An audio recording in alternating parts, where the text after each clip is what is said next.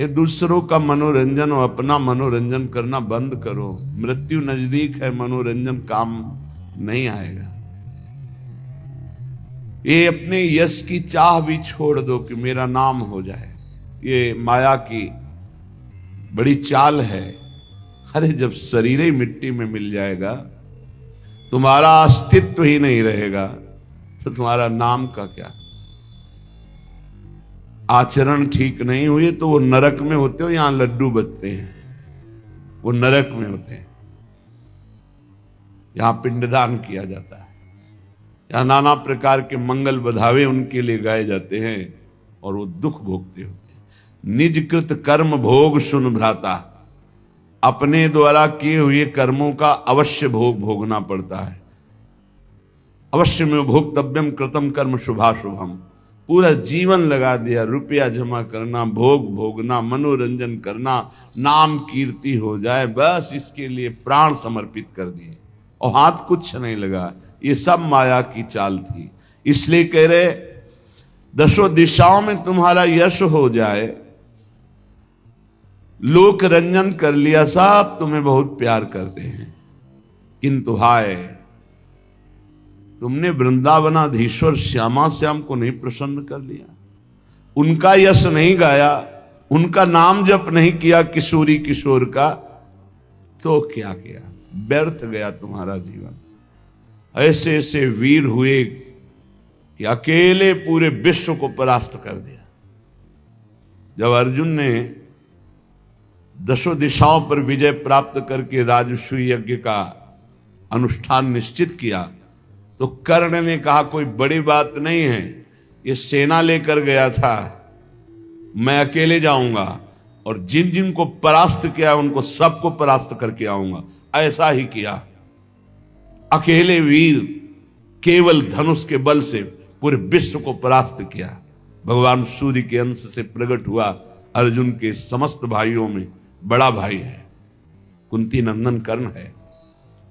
कहां रहा, कहां रही इनकी वीरता, कहां रही, केवल गाथाएं इतिहास में, सत्ता ही खत्म। अगर भगवान की प्राप्ति नहीं हुई तो कुछ नहीं, बड़े बड़े वीर हो गए। जब बड़े बड़े दिक्पालों के सामने जाकर बाणासुर भुजा ठोकता तो चिघाड़ मारकर भाग पड़ते। हजार भुजाएं भगवान शिव का दिया हुआ वरदानी अपार बलशाली कहां गया। भगवान दत्तात्रेय जी का कृपा पात्र 88,000 वर्ष तक जवान रहकर विषयों का सेवन करने वाला शास्त्राबाहु अर्जुन, उसकी भी 1000 कहां गया सब। तुम्हारा क्या नाम होगा, तुम क्या दो भुजा है, कितनी चौड़ी छाती है, कितनी।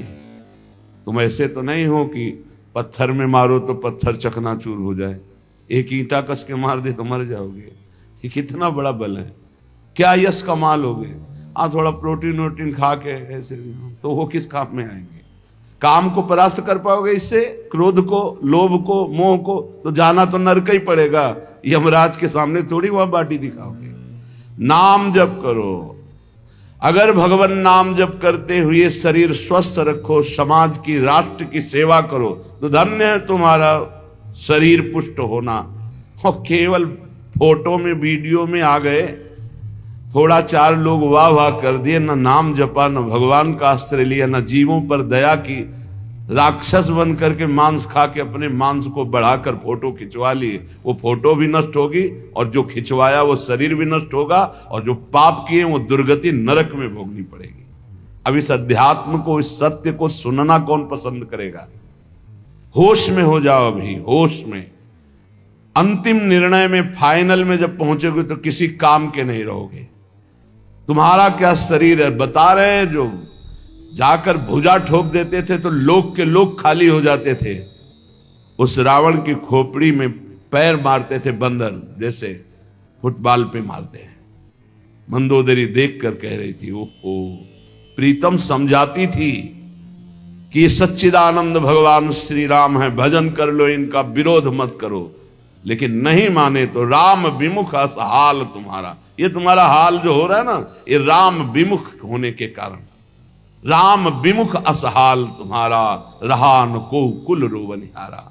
इसलिए हे भाई, यशो भी पूरिता आसाहा, जैसे कोई बंदर को पिंजड़े में बंद करके ले आवे, ऐसे बंदी बना के देवराज इंद्र को मेघनाथ ला के रावण की सभा के सामने पटक दिया।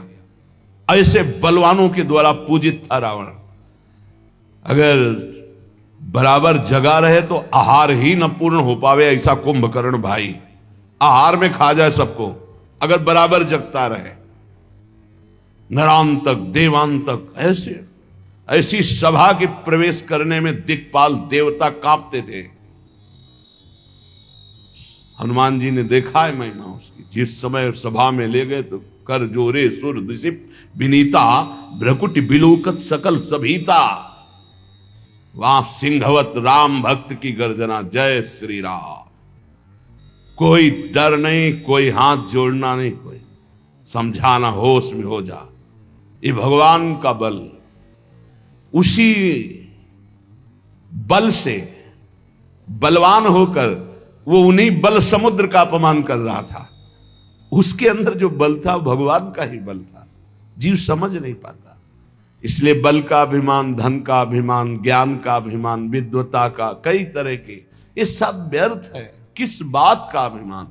हम बार बार कह, कल एक प्रश्न करता कह रहे थे कि अभिमान का त्याग नहीं हो रहा। कैसे त्याग?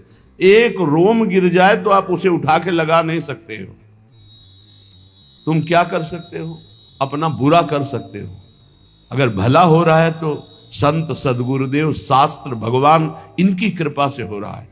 नहीं, आपको छूट मिल जाए तो केवल अपना नाश कर सकते हो, अपना बुरा कर सकते हो और कुछ नहीं कर सकते। व्यर्थ का अहंकार मत करो। श्रीपाद कह रहे, अगर आपने भगवत प्रेम नहीं प्राप्त किया, श्यामा श्याम से अपनापन नहीं हुआ, तो तुम्हारा ज्ञान किस काम का? सो योग और ज्ञान, कर्म और धर्म, सबकी सफलता है कि भगवान अपने लगने लगे। थोड़ी सी बात होने पर हृदय में आनंद की लहर, मेरे प्रभु, मेरे प्रीतम। अगर ये भाव नहीं हुआ, तुम्हारा ज्ञान किस काम का? ज्ञानम भक्ति वृत्त्यादि व्यर्थम वृंदावनम बिना। नाम रूप लीला धाम से प्रीति नहीं तो तुम्हारा ज्ञान क्या, तुम्हारा भक्ति क्या, तुम्हारा वैराग्य क्या, सब बेकार हो गया। चौरोयम पतितोयमित्यति वदन संतर्जयस्ताड़यन वधनन सर्वजनोप्यनाग शमिमम सर्वत्र नोद्वेजयेत् अंतः क्लेशमतीव दुस्सहतरम प्राप्नोति नानाविधैर् दुःखैरर्ध्यत एव चेतदपि मे देहास्तु वृंदावने। प्रियाजू, एक बार मुझे वृंदावन का आश्रय दे दो, एक बार वृंदावन का वास दे दो। बस मैं त्रुटि नहीं करूंगा, आपको कभी शिकायत नहीं मिलेगी। चाहे मुझे कोई चौरोयम, चोर कह के चोर चोर खूब मारे पीटे, मैं कभी आपसे प्रार्थना नहीं करूंगा कि मेरे साथ ऐसा दुर्व्यवहार ना हो। मैंने चोरी नहीं की, फिर भी मुझे चोर कहा जाए, मुझे पीटा जाए। पतितोय मित्यति वदन, हमको बोले कि नीच है, पतित है, दुष्ट है, ऐसा मैं सब सहूंगा। दोष ना होने पर भी मुझे दोषी ठहराया जाएगा तो मैं सहूंगा। आपसे कभी नहीं कहूंगा कि प्रियाजू मैं निर्दोष हूं, मुझे क्यों दंड दिया जा रहा है, कभी नहीं कहूंगा। पर एक बार मुझे वृंदावन वास दे दो, एक बार वृंदावन का आश्रय दे दो। दुख ही हृदय, चाहे जितना दुख दो, मैं आपसे प्रार्थना नहीं करूंगा कि सहा नहीं जाता, मैं सब सहूंगा। सच्ची मानिए, अगर आपको अध्यात्म की ऊंचाई पर चढ़ना है तो एक शब्द याद कर लीजिए, सहनशीलता, तितिक्षा। इसको सदैव जीवन में, एक श्लोक गंगा किनारे हमें जीने की सामर्थ्य देता था।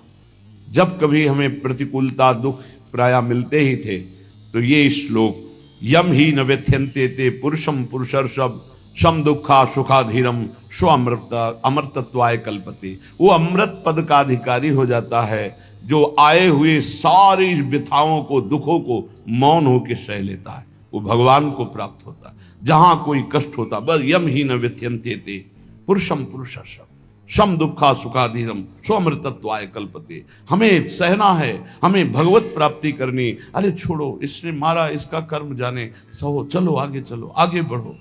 भूख प्यास गर्मी सर्दी मान अपमान दुख सुख, ये सब इस मार्ग के यात्री को मिलते ही है। और जो इसको सह गया वो जगत पावन करने वाला महात्मा बन जाता है। वो मम भक्ति युक्तो भुवनम पुनातु, लोक के लोक को पावन कर सकता है जो भगवान के चरणारविंद में अपने चित्त को अर्पित कर दिया। इसलिए दुखई हृदय, जो विषय लोलुप निष्ठुर मनुष्य हैं, नाम जप नहीं करते, वो अपने को नरक में गिराने का उपाय कर रहे हैं। यदि तुम अनायास दुख से पार जाना चाहते हो तो गोविंद गोविंद गोविंद, हरि हरि हरि, राधा राधा राधा, ऐसा उच्चारण करो। जिसने मन वाणी और क्रिया द्वारा श्री हरि की भक्ति की, उसने बाजी मार ली, उसने विजय प्राप्त कर ली। निश्चय उसकी विजय हो गई, जीत हो गई, जो मन से वचन से कर्म से भगवान की भक्ति कर रहा है। संपूर्ण देवेश्वरों के भी ईश्वर भगवान श्री कृष्ण है। थोड़ी सी भी आराधना कोई बहुत करके मानते हैं, इसलिए इनका नाम पाप रूपी पिशाचों का समुदाय नष्ट करने के लिए है। बहुत ध्यान से सुनो, बहुत यही हमारा तो बल है। इनका नाम पाप रूपी समुदाय के जो पिशाच है उनके नष्ट करने के लिए है। एक बार जिसने 4 प्रदक्षिणा कर ली प्रभु श्री हरि की, प्रिया प्रीतम की, नरक नहीं जाएगा। विश्वास करो, ना किया हो तो आज कर लेना 4 परिक्रमा, बिहारी जी की कर लेना जाके, राधा वल्लभ, जहां तुम्हारा विश्वास हो, राधा रमन जी की, पूरे वृंदावन की। ऐसा कोई आने बैठा होगा जो परिक्रमा न किए हो ठाकुर की, किए तो होगा ही, क्योंकि वृंदावन है तो जरूर परिक्रमा की हो। ये भगवान के वचन हैं महापुरुषों के, जो ब्रह्मलीन महापुरुष हैं। एक बार जिसने श्री हरि की 4 प्रदक्षिणा कर ली, 4 प्रदक्षिणा भगवान की जाती, वो कभी नरक नहीं जाएगा। कर लेना भैया प्रदक्षिणा, जिन्होंने ना किया हो तो कर लेना। अपनी प्रियालाल विराजमान रहते 4 बार प्रदक्षिणा कर ले। राधा वल्लभ जी के मंदिर में 4 बार मंदिर की, बिहारी जी के, वो तब जब वो दर्शन दे रहे हो, शयन हो तब नहीं, भोग लग रहा हो तब नहीं प्रदक्षिणा करना। ओहो, ये तो निधि है अगर विश्वास हम करें। संपूर्ण तीर्थों के स्नान करने से जो फल प्राप्त होता है, एक बार श्री भगवान के श्री विग्रह के दर्शन करने से फल प्राप्त हो जाता है। एक बार बिहारी जी को देख लिया, राधा वल्लभ जी को, राधा मोहन जी को देख लिया, एक बार दर्शन कर लिए, सारे तीर्थों का फल प्राप्त हो गया। ओहो, जो प्रभु का नाम जप कर रहे हैं, सारे अनुष्ठानों का फल प्राप्त हो गया। बोले पुरस्चरण गायत्री अनुष्ठान, महामृत्युंजय मंत्र, अमुक मंत्र, अमुक मंत्र, सब का अनुष्ठान का फल प्राप्त हो गया जो नाम जप कर रहे हैं। हे द्विजवरो, मेरी बात पर विश्वास करो। जो भगवान श्री कृष्ण के चरणों में चढ़ी हुई तुलसी दल को प्रभु की प्रसादी है। यमराज के प्रचंड विकराल यमदूतों का कभी उनको मुख दर्शन करने नहीं पड़ेगा। एक बार तुलसी प्रसादी सूंघ लेना भैया, जाके बिहारी जी के, राधा वल्लभ जी के चरणों से ले लेना, बच जाओगे। ऐसे सूंघ लिया, हम तो सिराने ही रखते हैं, इधर करवट लियो तो सूंघो, इधर करवट लियो तो। ये जो प्रसादी पुष्प माला जाती है ना, ये सिराने रखते हैं अपने, यही हमारे बल है। और सुनो, एक बार जो हमारे श्री कृष्ण को साष्टांग प्रणाम कर लिया, वो पुनः माता के गर्भ में नहीं जाता। कर लेना भैया साष्टांग दंडवत जाके, एक एक बार की बातें हैं। ये तो कई बार सुना चुके हैं भीष्म स्तवा में। एकोपि कृष्णाकृतः प्रणामो दशाश्वमेधा भृतेन तुल्या, दशाश्वमेधि पुनरेपि जन्म कृष्ण प्रणामी न पुनर्भवाय। इसीलिए छाती ठंडी हो जाती है बातें सुन के। भगवान तो निश्चित मिले, तभी हम तो आपसे वादा करते हैं कि सबको भगवान मिलेंगे। चर्चा सुन रहे हो, राधा नाम सुन रहे हो, धाम में बैठे हो। कहाँ चर्चा हो रही? धाम में हो रही। ये रेती पे बैठे हो, यमुना जी की पावन रमण रेती है ये सब। उसका दूसरा जन्म नहीं होगा जिसने हमारे श्री कृष्ण को एक बार प्रणाम कर लिया। और सुनो, जो प्रतिदिन भगवान की चर्चा सुनता है, वो चाहे पुलकस हो, स्वपच हो, चांडाल हो, म्लेच्छ हो, कोई भी पापी हो, वो जगत बंदनी सौभाग्यशाली परम पद को प्राप्त होगा जो रोज भगवान की चर्चा सुनते। सुन लिया ना? हे गर्व में रहो कि हमें तो भगवान ने कितना सौभाग्य दिया है। जो पुण्यात्मा भगवान के भक्तों का संग करता है तो उसकी बात ही क्या है। भगवान श्री हरि के भक्तों का संग करने वाले को कभी गर्भवास का दुख नहीं भोगना पड़ता। और सुनो, चार लोग जहां खड़े हैं उनके बीच में जो भगवान नाम कीर्तन करता है, राधा राधा हरि राम कृष्ण हरि राम कृष्ण हरि, तो गंगा आदि पवित्र नदियां इंतजार करती कि वो कभी आकर अपने चरण हम पे स्पर्श करा दे तो हम निष्पाप हो जाए।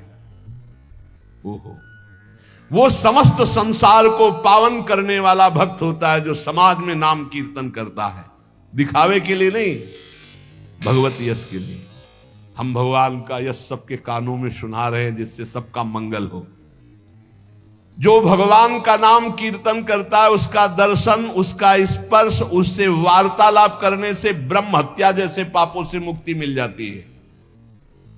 जो नाम कीर्तन करते हैं, भगवत यश में डूबे रहते हैं, ऐसे संतों के, ऐसे भक्तों के दर्शन से, संभाषण से, स्पर्श से ब्रह्म हत्या जैसा पातक नष्ट हो जाता है। इसमें तनिक भी संदेह नहीं करना। जो करताल बजाते हुए भगवान का नाम कीर्तन करते हैं, भगवान के लीलाओं के पद गायन करते हैं, बड़े से बड़े महापाप भी भस्म हो जाते हैं। ये संगीत सबके पास है, राधा राधा राधा राधा राधा राधा राधा बनी वृषभानुनंदिनी आज भूषण बसन विविध पहिरे तन पीव। ये अमृत है, महाअमृत है। जो ऐसे भक्तजन हैं उनका दर्शन मात्र जीवों को पवित्र कर देता है। हे महर्षियों, श्री कृष्ण नाम सब तीर्थों का परम तीर्थ है। जिसने श्री कृष्ण नाम को अपनाया वह पृथ्वी को पावन करने वाला है। और श्री कृष्ण जिनका नाम रटते हैं वह है राधा, और जिसने राधा नाम रटा वो श्री कृष्ण को अधीन करने वाला है। इसलिए मुनिजनों, ये कलिकाल है, किसी अन्य साधनों की तरफ चित्त मत लगाओ। प्रभु की प्रदक्षिणा करो, प्रभु की सेवा करो, प्रभु को नमस्कार करो, प्रभु की ही आराधना में रहो।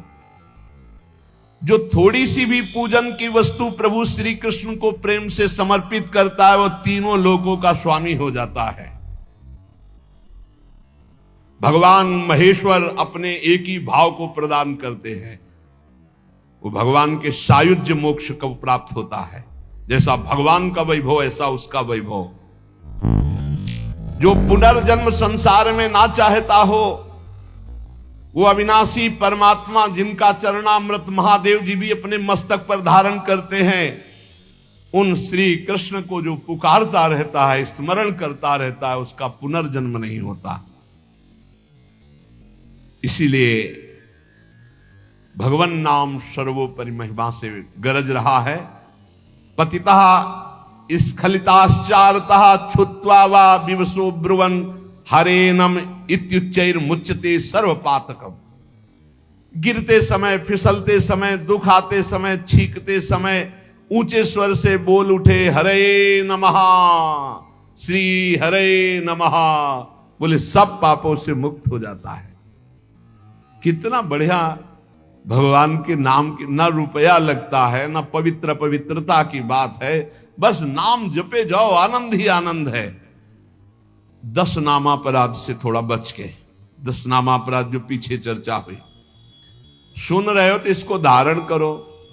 कह रहे हैं श्रोताओं के लक्षण सुन लो। पहला होता है श्रोता चातक। चातक कहते पपीहा को। जैसे बादल से वर्षा सीधे चोंच में लिया और पान कर गया, उसी प्रकार जो श्रोता वक्ता के मुख की तरफ एकाग्र दृष्टि से देखता रहता है और जो शब्द निकलते हैं उनको पकड़ा पी गया अंदर, उसे चातक श्रोता कहते हैं। एक हंस श्रोता। हंस को जैसे दूध और पानी मिला के रख दो तो दूध पी जाएगा, पानी छोड़ देगा। संसार से आशा का समाप्त हो जाना। जब साधक को यह अनुभव होने लगता है कि इस जगत में कोई स्थायी सहारा नहीं है, तब उसका मन धीरे धीरे केवल भगवान की ओर टिकने लगता है। तब भीतर एक नई स्वतंत्रता जन्म लेती है, क्योंकि जहां अपेक्षा होती है वहां दुख निश्चित होता है। अपेक्षा पूरी हो जाए तो भी मन और मांगता है, और पूरी न हो तो क्लेश देता है। इसलिए साधक को बहुत सावधानी से अपने हृदय को देखना पड़ता है कि कहीं भीतर कोई छिपी हुई आशा तो नहीं बैठी। जब साधक वास्तव में भगवान के आश्रित होकर जीना प्रारंभ करता है, तब उसके जीवन में अद्भुत अनुभव होने लगते हैं। जिस समय जिस वस्तु की आवश्यकता होती है, किसी न किसी माध्यम से वह सामने आ जाती है। तब भीतर आश्चर्य होता है कि यह आवश्यकता किसने जान ली। कौन है जो बिना कहे सब देख रहा है। धीरे धीरे विश्वास दृढ़ होने लगता है कि जो वास्तव में प्रभु के आश्रित हो जाते हैं, उनकी व्यवस्था स्वयं प्रभु करते हैं। तब मनुष्य की दौड़ घटने लगती है। वह हर समय संसार के द्वार नहीं खटखटाता, उसका मन भीतर से शांत होने लगता है। यह आश्रय तभी आता है जब मनुष्य लोगों से आशा छोड़ देता है। संसार में लोग बदलते रहते हैं, परिस्थितियां बदलती रहती हैं, संबंध बदलते रहते हैं। यदि मनुष्य हर क्षण किसी न किसी से आशा लगाए बैठेगा तो उसका मन कभी स्थिर नहीं होगा। साधक का हृदय तो केवल एक आशा में जीना चाहता है, कब प्रभु मिलेंगे, कब भीतर वह स्वरूप प्रकट होगा, कब यह चंचलता समाप्त होगी। इसके अतिरिक्त यदि कोई दूसरी आशा भीतर रह गई तो वही बार बार नीचे खींचेगी। धीरे धीरे मनुष्य को सीखना पड़ता है कि आवश्यकता और इच्छा में बहुत अंतर है। शरीर की आवश्यकता सीमित है, पर इच्छाएं असीम हैं। आवश्यकता पूरी हो जाए तो जीवन चल जाता है, पर इच्छा पूरी होने पर भी नई इच्छा जन्म ले लेती है। इसलिए साधक का जीवन इच्छा पूर्ति का जीवन नहीं, इच्छा कष्य का जीवन होता है।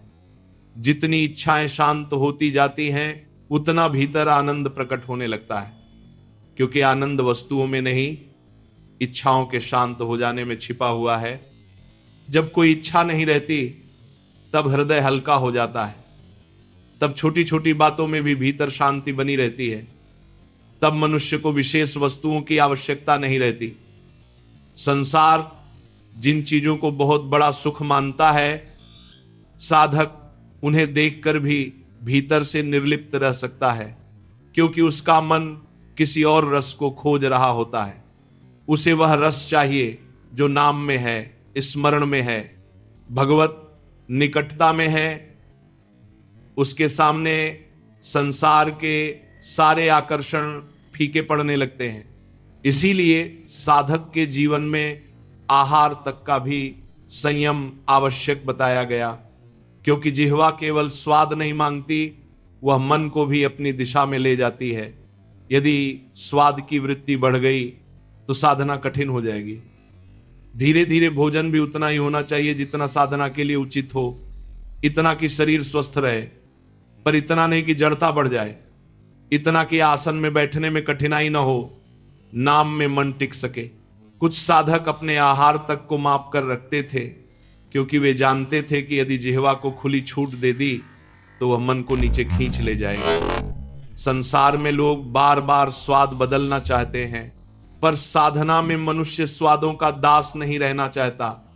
वहां भोजन आनंद का साधन नहीं, शरीर यात्रा का आधार होता है। यदि सामने अत्यंत स्वादिष्ट पदार्थ भी आ जाएं, तब भी साधक को अपने मन को देखना पड़ता है कि कहीं भीतर स्वाद की लालसा तो नहीं उठ रही।